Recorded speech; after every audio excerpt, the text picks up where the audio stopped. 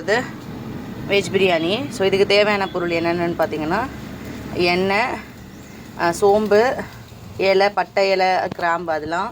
அதுக்கப்புறம் என்னென்ன வெஜிடபிள்ஸ்க்கு பச்சை மிளகா, குடை மிளகா, பீன்ஸு, கேரட்டு, பச்சை பட்டாணி, மீல் மேக்கர், புதினா, கொத்தமல்லி, இஞ்சி, பூண்டு. ஸோ இதெல்லாம் தான் தேவையான பொருள். பிரியாணி மசாலா போடணும், உப்பு, இதெல்லாம் தான் தேவையான பொருள். இப்போது சட்டி காயுது, எண்ணெய் கொடுப்போம். வச்சு சோம்பு, பிரிஞ்சி இலை, இப்போ வெங்காயம் கட் பண்ணி போட்டிருக்கேன். நல்லா வதக்கி விடுங்க, வதங்கணும். வெங்காயம் வதங்கினா தான் டேஸ்ட்டு. சோம்பு, பிரிஞ்சி இலை, எண்ணெய் இதெல்லாம் போட்டிருக்கேன். இப்போ எண்ணெய் நல்லா கொதிச்சதுக்கப்புறம் போடுங்க, காஞ்சதுக்கப்புறம். இந்த மாதிரி வதங்குதா, வாசம் நல்லா வருது. இன்னும் ஒரு 5 மினிட்ஸ் நல்லா வதங்கணும். நெய் இருந்தால் கூட நெய் போட்டுக்கலாம், சாய்ஸாக, இன்னும் வாசனையாக இருக்கும். இஞ்சி பூண்டு பேஸ்ட்டு,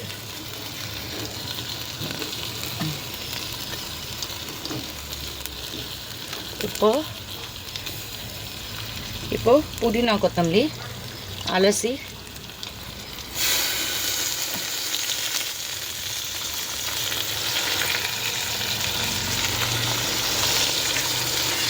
இதை நல்லா கலரி விடணும்.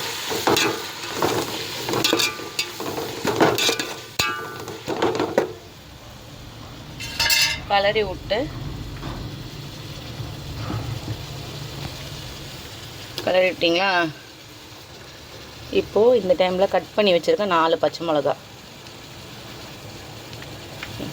நான் 2 டம்ளர் அரிசி போட்டிருக்கேன். ஸோ அதுக்கேற்ற மாதிரி எனக்கு காரத்துக்கு 4 பச்சை மிளகா போட்டு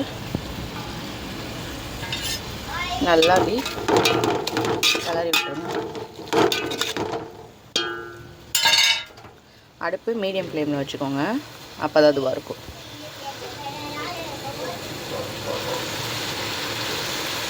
நல்லா வதங்கணும் அது, அப்போ தான் அந்த ஃப்ளேவர் உள்ளே இறங்கும், வாசனைலாம்.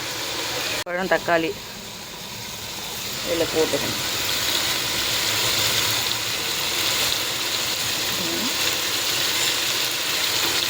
அப்படி வதக்கி விடணும்.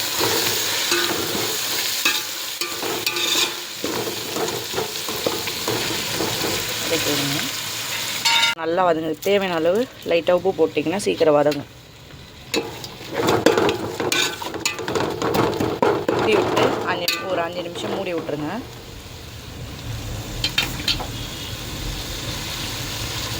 போட்டுக்கலாம் தேவையான அளவு போட்டு நல்லா கலரி போட்டு தக்காளியை மட்டும் கொத்தி விடுங்க, முந்திரி கொத்தி விடுங்க.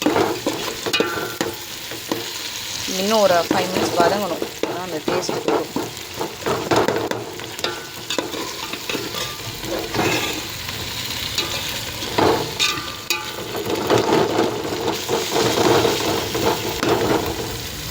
வதங்கணும். ஸோ இந்த நேரத்தில் நம்ம கட் பண்ணி வச்சுருக்க குடை மிளகா, பீன்ஸ், கேரட்டு, அப்புறம் பச்சை பட்டாணி அலசி வச்சுருக்கோங்க, இதெல்லாம் போட்டுக்கலாம். ஸோ இதை அப்படியே எடுத்து, அப்படியே பிளேட்டில் இருக்கிறத அப்படியே எடுத்து அப்படியே கொட்டிடணும். கொட்டிட்டு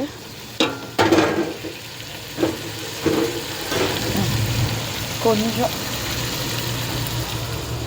தேவையான அளவு மஞ்சத்தூள் போட்டுக்கோங்க, காய்க்கு போட்டுக்கிட்டு சும்மா ஒரு பிஞ்சு இல்லை ஒரு 4 ஸ்பூன் போட்டு நல்லா அப்படி வதக்கி வச்சு.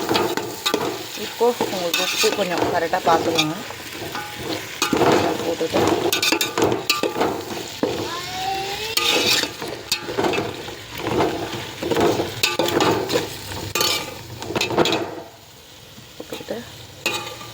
நல்லா அப்படி வதக்கிடுங்க.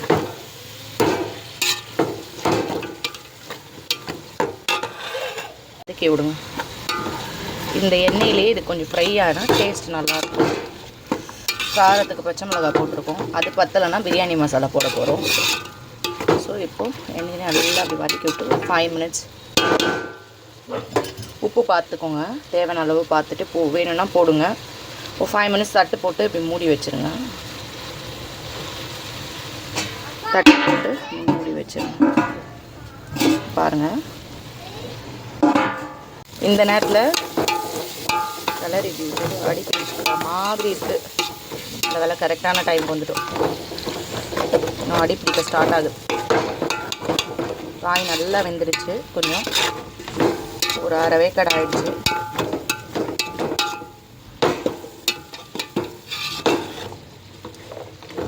நல்லா கலரிட்டு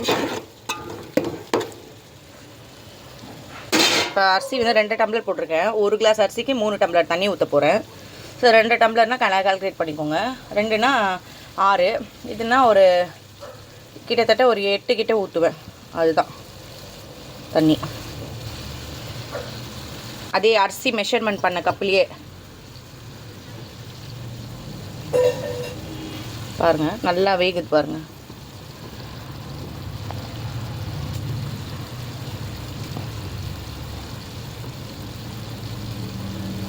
மசாலா ஃப்ளேவர் ப்ளஸ் எல்லாத்துக்கும் பிரியாணி மசாலா கூட்டிட்டு நல்லா அப்படி கிளறி விடும். காய்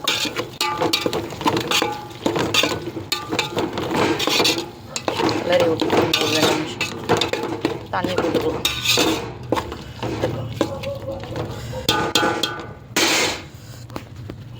பாருங்கள், நல்லா காய் வெந்து அந்த மசாலாவோட பிளெண்ட் ஆகுது. அதில் தண்ணி போட்டு ஒரு கொதி வந்ததுக்கப்புறம் அரிசி கழுவி போடுங்க. ஆல்ரெடி ஊற வச்சுருக்கேன் அரிசி ஒரு 1 ஹவராக. ஊற்றியாச்சு. தண்ணி ஊற்றிட்டு இப்படி ஒரு வாட்டி கிளறி விட்டுருங்க. தேவையான அளவு உப்புலாம் கரெக்டாக இருக்கான்னு பார்த்து போட்டுட்டு கிளறி விட்டுருங்க. இப்போ இது வந்து ஒரு 5 மினிட்ஸ் கொதிக்கணும். கொதித்து வந்ததுக்கப்புறம் அரிசி போட்டு நல்லா வேகும். சரிங்களா?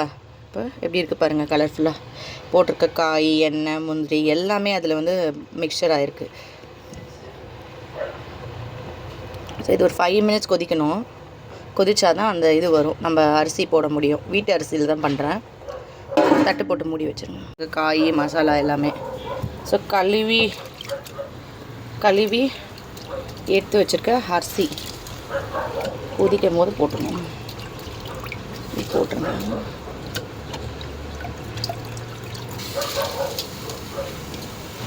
சிம்மில் வச்சு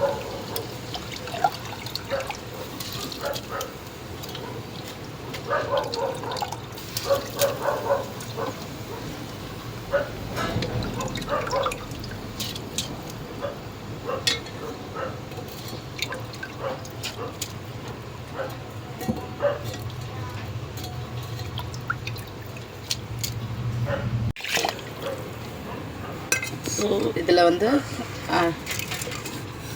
அரிசி போட்டு இப்படி ஒரு கலர் விடுங்க. மிக்ஸ் ஆகும். கலர் விடுங்க. ஸோ இந்த நேரத்தில் ஆல்ரெடி வச்சு சுடு தண்ணியில் போட்டு வச்சுருக்கேன்.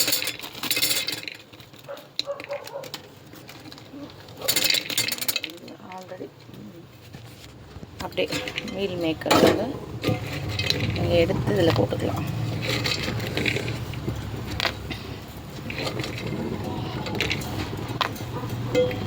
இதில் வேகும். கொஞ்சம் போட்டு இப்படி நல்லா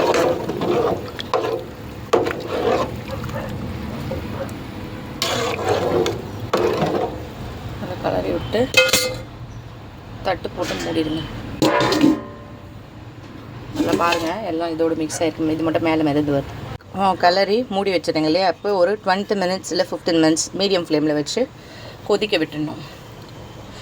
அதுக்கப்புறம் வந்து ஒரு தடவை பாருங்கள் எப்படி இருக்குன்னு பார்க்கலாம். ஒரு 10 to 15 மினிட்ஸ் இல்லை 20 மினிட்ஸ் வரைக்கும் இதுவாகும். அரிசி வேகிறதுக்கான டைமே எல்லாமே இதுவாகும். சரி, எப்படி இப்போ தான் நுர வருது, கொதிக்க ஸ்டார்ட் ஆகுது. தட்டு போட்டு மூடி வச்சிட்டிங்கன்னா சீக்கிரமாக இதுவாகும். எல்லாமே ஃப்ளேவர் எப்படி இருக்குது பாருங்கள். எந்த ஒரு ஆர்டிஃபிஷியலும் யூஸ் பண்ணல. இன்னும் ஒரு 5 மினிட்ஸ் ஆகணும். இப்படி அடியிலேருந்து கிளறி விடுங்க. இப்படி தண்ணி இருக்குது. இன்னும் ஒரு 5 to 10 மினிட்ஸ் சிம்மில் வச்சு காயெல்லாம் அப்படி மேலே போட்டு கிளறி விடுங்க. கிளறி விட்டு மறுபடியும் தட்டு போட்டு மூடி ஒரு 5 to 10 மினிட்ஸ் அப்படியே சிம்மிலேயே வச்சு பண்ணுங்கள்.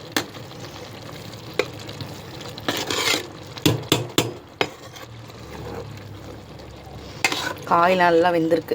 ஆனால் சாதம் இன்னும் கொஞ்சம் வேகணும். தண்ணி இருக்கு இல்லையா, அப்போது இன்னும் ஒரு 5 மினிட்ஸ் தட்டு போட்டு மூடி, 10 மினிட்ஸ் தட்டு போட்டு மூடி.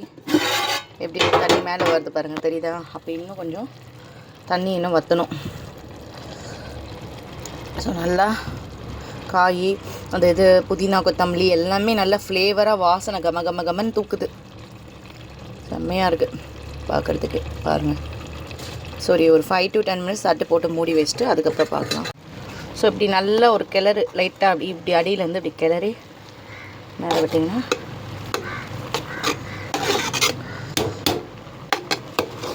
அந்த ஃப்ளேவர் தெரியுதா? உதிரியாக வந்துட்டு பாருங்கள். சாதம் அரிசி உதிரியாக. ஸோ இது பக்குவமாக வெந்திருக்குன்னு அர்த்தம்.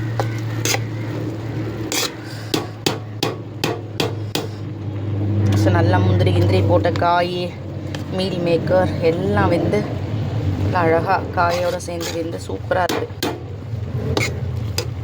ஸோ இது கூட சைட் டிஷ்ஷாக வந்து தயிர், வெங்காயம், உப்பு இது போட்டு வச்சுருக்கேன் பச்சடி.